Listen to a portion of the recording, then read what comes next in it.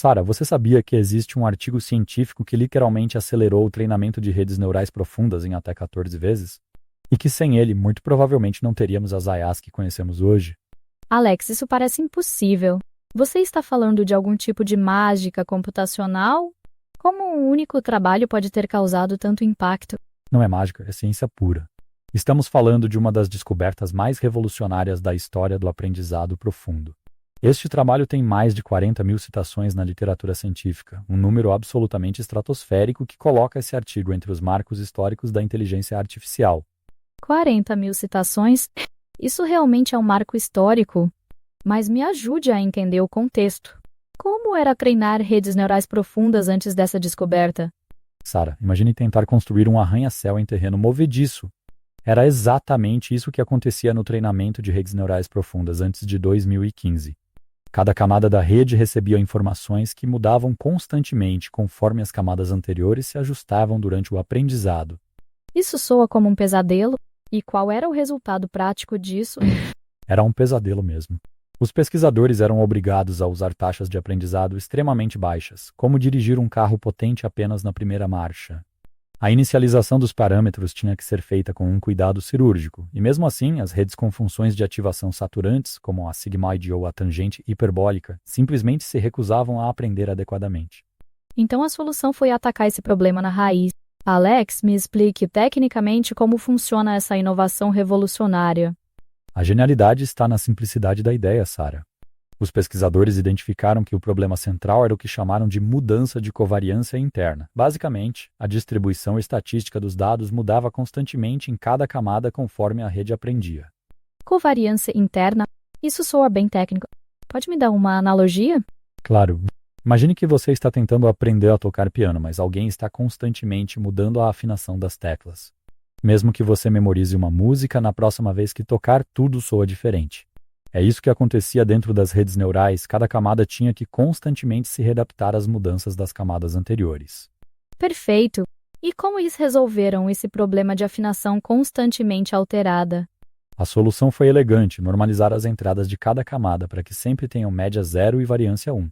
Mas aqui está o truque genial, eles fizeram isso para cada mini lote de dados durante o treinamento, daí o nome normalização em lote. Espera, Alex. Como exatamente funciona essa normalização? Me leve através do processo técnico? Vamos mergulhar fundo, Sara. Para cada mini lote de dados, o algoritmo calcula a média e a variância das ativações em cada camada. Então, subtrai a média e divide pelo desvio padrão, forçando as ativações a terem distribuição padrão. Mas, e isso é crucial, eles adicionam 2 parâmetros treináveis, gama e beta. Por que esses parâmetros adicionais não estariam complicando a solução? Pelo contrário, o gama permite que a rede controle a escala da normalização, enquanto o beta controla o deslocamento. Isso é fundamental porque permite que a rede aprenda quando a normalização é benéfica e quando não é. Se a rede decidir que não quer normalização em determinada camada, ela pode simplesmente definir gama como o desvio padrão original e beta como a média original. Isso é incrivelmente inteligente. É como dar à rede a opção de usar ou não usar a normalização conforme necessário. E quais foram os resultados experimentais? Os resultados foram absolutamente espetaculares, Sara. No conjunto de dados ImageMatch, que é o padrão ouro para a classificação de imagens, eles conseguiram atingir a mesma precisão com apenas 7% dos passos de treinamento originais. Isso significa que algo que levava semanas para treinar agora podia ser feito em dias.